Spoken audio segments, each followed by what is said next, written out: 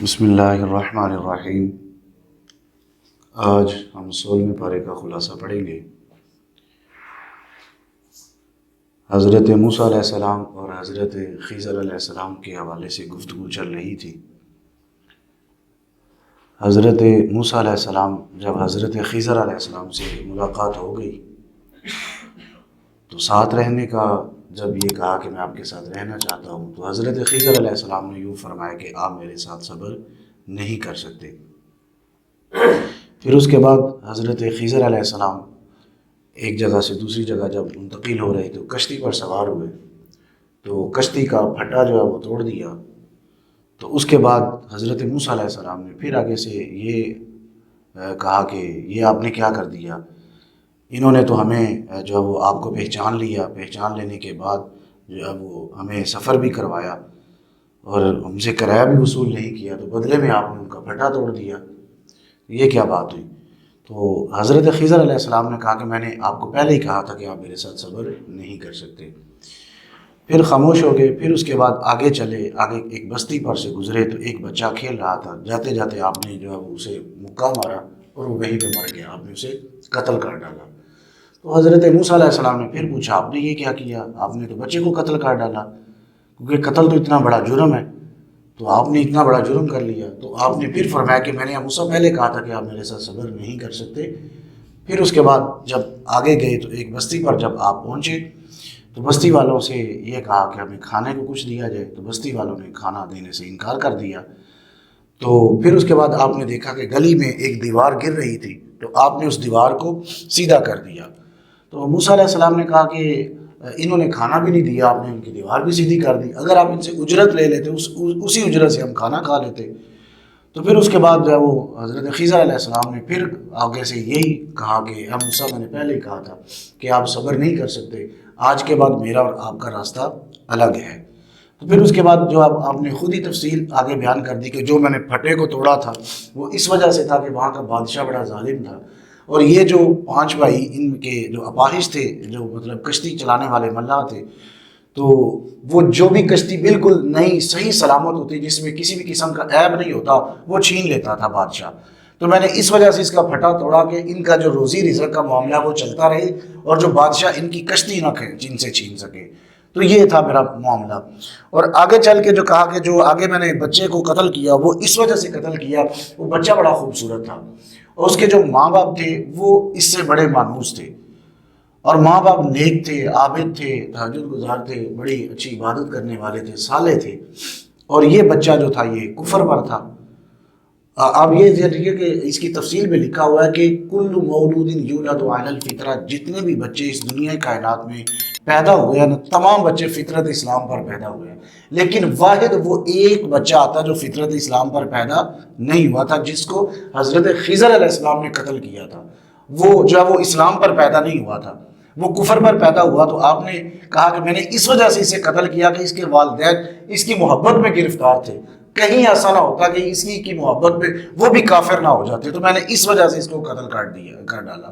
اور پھر جو ہے وہ آگے چل کے جو ہے وہ آپ نے جو دیوار سیدھی کی تو آپ نے کہا اس کا کیا ماجرا تھا؟ پھر آپ نے خود ہی آگے سے ارشاد فرمایا کہ اس کا ماجرا یوں ہوا کہ وہ 2 یتیم بچوں کی وہ دیوار تھی، ان کے نیچے ان کا والد بڑا نیک تھا، اس کے والد نے ان کے لیے، ان کی کفالت کے لیے اس کے اندر وہ جو رکھا ہوا تھا کچھ ہیرے جواہرات اشرفیاں، ان کے لیے کچھ مال رکھا ہوا تھا، اس وجہ سے کہ جب یہ بچے جوان ہوں گے تو اس وقت بچے اندر سے نکال کے اپنا نظام بسر اوقات کر لیں گے۔ تو میں نے دیوار اس وجہ سے سیدھی کی کہ یہ دیوار گرنے والی تھی، اگر وہ گر جاتی، بچے چھوٹے تھے، چھوٹے ہونے کی وجہ سے کوئی اور مال لے جاتا تو ان کا مال تباہ ہو جاتا۔ تو یہ علم لدنی اللہ نے ان کو عطا فرمایا تھا۔ تو یہاں یہ بتانا مقصود تھا حضرت موسیٰ علیہ السلام کو کہ آپ سے زیادہ بھی اس جو روئے زمین پر علم والے ہیں۔ پھر آگے چل کے ملتا ہے حتی اذا بلغ مغرب الشمس وجدها تغرب فی عین حامیۃ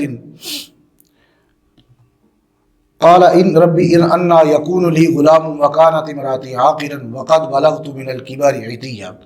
اب یہاں حضرت زکریا علیہ السلام کے بارے میں یہ ملتا ہے کہ حضرت زکریا علیہ السلام جب حضرت مریم علیہ السلام ان کی کفالت میں آئی نا، کیونکہ یہ ان کی جو وہ خالازاد بیٹی تھی لگتی تھی. تو جب ان کی کفالت میں آئی نا تو دیکھا مریم علیہ السلام محراب میں عبادت کے لیے جاتی تو بے موسم پھل اللہ رب العزت ان کو عطا کرتا. تو جب یہ دیکھا نا بے موسم پھل اللہ رب العزت کی طرف سے مل رہے ہیں تو ایک دفعہ دل میں یہ شوق پیدا ہوا کہ میں تو جب وہ بوڑھا ہو چکا ہوں. زکریا علیہ السلام نے سوچا میری جو زوجہ ہے وہ بھی جو ہے وہ بانجھ ہے، یعنی وہ بھی بڑھاپے تک پہنچ چکی ہے. تو دل میں یہ خیال پیدا ہوا کہ کبھی اللہ ہمیں بھی اولاد دے دے نا تو کیا خوب ہے. آپ دیکھیں اللہ رب العزت کبھی بھی جس وقت بھی چاہے وہ میرا رب عطا کر دے. وہ انسان کی ایج نہیں دیکھتا، ایج میٹر نہیں کرتی کہ اس کی ایج اولاد جنم کرنے کے قابل ہے یا کہ نہیں ہے، کیونکہ اللہ رب العزت کے ہاں کچھ بھی ناممکن نہیں ہے. ان اللہ علی کل شیء قدیر ہے. جب آپ کے ذہن میں یہ خیال آیا تصور میں گزرا کہ میرے ہاں بھی کوئی بیٹا ہوتا تو کیا خوب ہوتا. تو اللہ رب العزت نے پھر ان کو جو ہے وہ ایک غلام کی خوشخبری یعنی ایک بیٹے کی خوشخبری سنائی جن کا نام حضرت یحییٰ تھا. تو اب یہاں سے اس چیز سے ہمیں یہ سبق ملتا ہے کہ اللہ رب العزت سے کبھی بھی نا امید نہیں ہونا چاہیے. زندگی کا وہ کوئی بھی حصہ ہو آپ اللہ سے دعا ہر وقت مانگیں، جو ہے وہ اللہ رب العزت دینے والا ہے. اور پھر جو ہے وہ آگے چل کے حضرت مریم علیہ السلام، سورۃ مریم کا آغاز اسی پارے کے اندر سے ہو رہا ہے. سورۃ مریم کو مریم اس وجہ سے کہتے ہیں کہ اس کے اندر جو ہے وہ حضرت مریم علیہ السلام آپ کے حوالے سے ذکر ملتا ہے. اب وہ کیسے ملتا ہے؟ حضرت مریم علیہ السلام جو ہے وہ اللہ کی نیک بندی تھی، ان کے والد بھی نیک تھے. حضرت مریم علیہ السلام کو اللہ رب العزت کی طرف سے جبرائیل امین کی ہاں سے بشارت ملی کہ آپ کے ہاں ایک لڑکا پیدا ہوگا، اولاد پیدا ہوگی. تو مریم علیہ السلام نے آگے سے بڑا تعجب خیز جواب دیا کہ جب وہ ولم یمسسنی بشر، مجھے تو کسی بشر نے چھوا ہی نہیں. یعنی جو ازدواجی معاملات ہے وہ ہونے کے بعد جا کے اولاد پیدا ہوتی ہے. تو مریم علیہ السلام نے بڑی تعجب خیز بات یہ کہی کہ مجھے تو کسی بشر نے چھوا ہی نہیں، تو میرے ہاں کیسے اولاد پیدا ہو سکتی ہے. تو یہ بات یہ نشری کہ اللہ کے ہاں کچھ بھی، میں نے پہلے بتایا کہ کچھ بھی ناممکن نہیں، وہ جو کرنا چاہے وہ کر سکتا ہے. اب پھر جب حضرت مریم علیہ السلام دور کہیں جنگل میں چلے گئے اور جو ہے وہ ان کے ہاں جو ہے وہ اولاد جو ہے وہ پیدا ہوا، بیٹا پیدا ہوا. جب بیٹا ہوا تو وہ آپ بیٹے کو لے کے دوبارہ جب قبیلے کی طرف آئی نا تو قبیلے والے لوگوں نے کہا کہ مریم تو نے کون سا کام کر لیا، تمہارا والد تو بڑا نیک تھا. جو لوگوں نے تان و تشنیع کرنے شروع کر دیے کہ یہ تو بڑا معاملہ خراب ہوا کہ یہ تم کیا کر کے لے آئی. تو حضرت مریم علیہ السلام بجائے اس کے کہ خود جواب دیتی، آپ نے اپنے بچے یعنی عیسیٰ علیہ السلام کی طرف اشارہ فاشارت الیہ، آپ نے ان کی طرف اشارہ کر کے کہا کہ انہی سے پوچھ لو یہ کیسے آئے. تو پھر آگے سے انہوں نے جواب دیا کہ جو ہے وہ میں اللہ کا بندہ، قال انی عبد اللہ آتانی الکتاب وجعلنی نبیا، میں اللہ کا بندہ ہوں اور مجھے کتاب بھی عطا کی گئی، یعنی میں نبی میں. یہ حضرت عیسیٰ علیہ السلام کے بارے میں پھر اس کے اندر ذکر ملتا ہے. تو اس وجہ سے اس سورت کا نام بھی سورت مریم رکھ دیا گیا. اور پھر آگے چل کے ملتا ہے اسی سورت کے اندر فخلف من بعدہم خلف اضاعوا الصلاۃ واتبعوا الشہوات فسوف یلقون غیا. آگے چل کے جو بے نمازی ہیں ان کے حوالے سے اللہ رب العزت نے اسی جو وہ سورت کے اندر ذکر فرمایا کہ وہ لوگ جو بے نمازی ہیں، نماز نہیں پڑھتے، ان قریب ہم نے ان کے لیے جہنم میں ایک وادی تیار کر رکھی ہے جس وادی کا نام ہے وادی غی. ان قریب وہ اسے ملنے والے، یلقون غیا، وہ ملنے والے ہیں اس وادی غی سے. اور وادی غی کے بارے میں آتا ہے وہ اس میں اتنی حرارت ہے کہ جو جہنم ہے نا وہ خود اس سے پناہ مانگتی ہے. یعنی کتنی حرارت ہوگی. جبکہ جہنم کے بارے میں آتا ہے کہ جہنم وہ ہے، اس کی آگ ایسی ہے کہ جس نے اب تک 3 رنگ تبدیل کیے ہیں. یعنی پہلے 1000 سال بھڑکائی، جب اس کا رنگ سرخ ہوا، پھر سفید ہوا، پھر اس کے بعد جو ہے وہ بلیک رنگ میں، کالے رنگ کا اس کا جب رنگ ہو چکا، اتنی سخت شدت کے ساتھ اس کے اندر وہ آگ ہے. اور فرمایا کہ اس کے اندر پھر ایک وادی بنائی گئی ہے جو اتنی زیادہ حرارت والی ہے کہ جہنم خود اس سے پناہ مانگتی ہے. وہ کتنی زیادہ حرارت والی ہوگی. تو پھر ہمیں اس چیز سے خود اندازہ لگانا چاہیے، خود سوچنا چاہیے کہ ہم نے جب وہ 5 گانا نماز بھی ادا کرنی ہے تاکہ کہیں ایسا نہ ہو کہ بے خبری میں ہم بھی اس وادی غی میں جا کے ملنے والے نہ بن جائیں. اور اس کے بعد پھر اسی پارے کے اندر سورۃ طٰہٰ کا آغاز ہو رہا ہے. سورۃ طٰہٰ کے بارے میں آتا ہے کہ یہ اس کا نام طٰہٰ کیوں رکھا گیا، اس کے مختلف جو ہے وہ اقوال ملتے ہیں۔ ایک تو سب سے بڑا معنی یہ ملتا ہے کہ حضور علیہ السلام کا صفاتی نام بھی ہے طٰہٰ، اور حضور علیہ السلام کے بارے میں اس جب اس صورت کے اندر اللہ رب العزت نے بڑی خوبصورت بات ارشاد فرمائی کہ ما انزلنا علیک القرآن لتشقیٰ، کیا ہے پیارے حبیب، ہم نے قرآن اس وجہ سے نازل نہیں کیا تھا کہ آپ مشقت میں پڑ گئے۔ یعنی اللہ رب العزت نے اس صورت کے اندر اپنے پیارے حبیب کو پکارا تو اس وجہ سے شروع سے نام جو طٰہٰ رکھ دیا گیا۔ اب حضور علیہ السلام کی عادت مبارکہ یہ ہوتی تھی کہ آپ جب بھی عبادت کے لیے کھڑے ہوتے تھے نا تو ساری رات آپ مصلی پر کھڑے رہتے اور اتنی عبادت کرتے کہ آپ کے پاؤں میں ورم یعنی سوجن ہو جایا کرتی تھی۔ اگر جب آپ سے یہ عرض کی جاتی نا حضور آپ جو ہے وہ تھوڑی دیر کے لیے آرام کر لیں، آپ اتنی عبادت کیوں کر رہے ہیں، تو آپ آگے سے یوں فرماتے کہ میں اللہ کا شکر گزار بندہ بننا چاہتا ہوں۔ آپ دیکھیں نا اللہ رب العزت نے خود فرمایا کہ آپ پیارے حبیب ہم نے قرآن اس وجہ سے نازل نہیں کیا تھا کہ آپ ساری رات عبادت کریں، جبکہ حضور علیہ السلام کے بارے میں آتا ہے کہ حضور علیہ السلام کو ساری زندگی ایک ہی حسرت رہی۔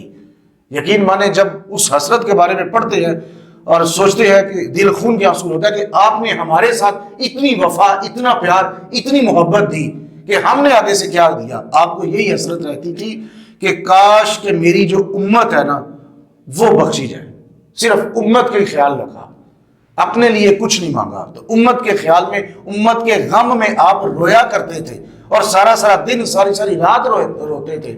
اس وجہ سے آپ ساری رات اللہ کی عبادت کرتے تھے کہ میری امت بخشی جائے، میری امت بخشی جائے۔ یہ امت کے لیے سب کچھ چل رہا تھا۔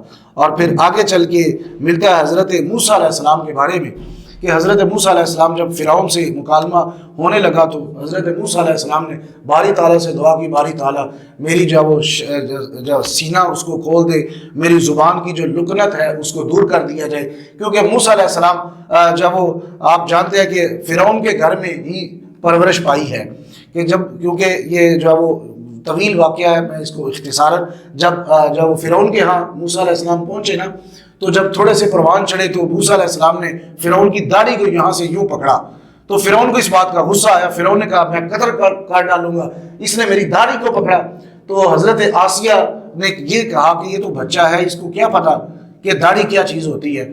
اب آگے سے پھر اللہ رب العزت کے ہاں سے پھر آگے سے جو ہے وہ جب اس نے وہ آگے کیا نا فرعون نے کہ ایک تشت کے اندر وہ رکھا جب انگارے رکھے آگ کے، اور ایک تشت کے اندر جب وہ ہیرے جواہرات رکھے، تو جب موسیٰ علیہ السلام ہیرے جواہرات کو پکڑنے لگے تو اللہ رب العزت کی طرف سے فرشتہ آیا تو فوری طور پہ ہاتھ جو آپ کا بڑھا کر اس کوئلے کے اوپر رکھ دیا اور کوئلہ پکڑ کے آپ نے اپنے منہ میں رکھ لیا۔ تو اس وجہ سے حضرت موسیٰ علیہ السلام کی زبان جل گئی، جس وجہ سے جب وہ آپ کی زبان میں لکنت آ گئی۔ تو اس پارے اسی صورت کے اندر حضرت موسیٰ علیہ السلام کی اس دعا کا ذکر ہے۔ وہ دعا یہ قال رب اشرح لی صدری ویسر لی امری واحلل عقدۃ من لسانی یفقہوا قولی۔ ہمیں بھی اس دعا کے بارے میں اکثر علماء نے کہا کہ جب شرح صدر کے لیے دعا مانگنی ہو اور علم کے اضافے کے لیے دعا مانگنی ہو، رب زدنی علما، تو ہم پڑھتے ساتھ اس دعا کا بھی ذکر کرو۔ حضرت موسیٰ علیہ السلام کی دعا کا صدقہ اللہ رب العزت تمہارے سینوں کو بھی کھول دے گا۔ اور پھر آگے جا کے جو وہ انسان کی تخلیق کے بارے میں ملتا ہے، منہا خلقناکم وفیہا نعیدکم ومنہا نخرجکم تارۃ اخری۔ اب یہاں حضرت آدم علیہ السلام کے بارے میں ذکر ملتا ہے کہ اللہ رب العزت نے حضرت آدم علیہ السلام کو مٹی سے بنایا اور پھر آگے فرمایا کہ ہم جو ہے وہ اسی مٹی کی طرف دوبارہ جو ہے وہ اٹھائیں گے اور پھر اسی کی طرف لے کر جائیں گے۔ اسی لیے جب اس کی تفسیر میں علماء کرام نے لکھا کہ جب بھی کسی شخص کو جب وہ تدفین کرنے لگو تو اس کے سرہانے والی سائڈ پہ کھڑے ہو کے یہ جملے دہرایا کرو، تو اپنے چلو میں مٹی ڈال کے نا دونوں ہاتھوں میں منہا خلقناکم، یعنی اس کا مطلب ہے اسی سے تمہاری تخلیق ہوئی ہے۔ اس سے اپنے دلوں کو بھی نرمی محسوس ہوتی ہے کہ میں اس مٹی سے بناؤں۔ جب مٹی کو ہاتھ میں اٹھاتے ہیں تو پھر مٹی کا خیال آتا ہے میں بھی اس سے بناؤں، تو پھر یہ کہ منہا خلقناکم یعنی اسی سے بنا، وفیہا نعیدکم اور دوبارہ اسی سے تمہیں اٹھایا جائے گا، یعنی اسی مٹی سے تمہیں باہر نکالا جائے گا۔ اور پھر ومنہا نخرجکم تارۃ اخری، پھر دوبارہ جو ہے وہ تمہیں اللہ کی طرف لوٹائے جاؤ گے، اسی مٹی سے لوٹائے جاؤ گے۔ ٹھیک ہے، تو جو ہے ہمیں اس چیز کا بھی حکم ملا کہ آپ بھی جب کسی مردے کو دفن کرنے لگو تو یہ دعا مانگو. اللہ رب العزت سے دعا ہے جو سنا سنایا اس پہ عمل کی توفیق عطا فرمائے.